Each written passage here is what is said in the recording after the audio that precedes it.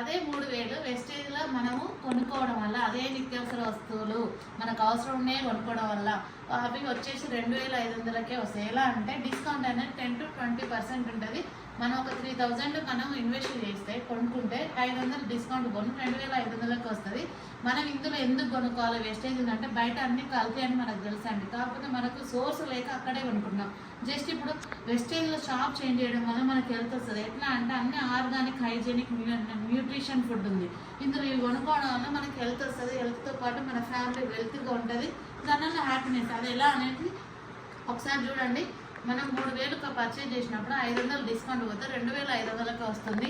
Free product అనేది 10% ఉంటుంది. Example చూసుకుంటే ఒక 3000 పెడితే 250 రూపాయల ఫ్రీ ప్రోడక్ట్ వస్తుందండి. క్యాష్ బ్యాక్ వచ్చేసి 5% అంటే క్యాలిక్యులేషన్ చేసుకుంటే మనకు 90 నుంచి 100 రూపీస్ వస్తుంది.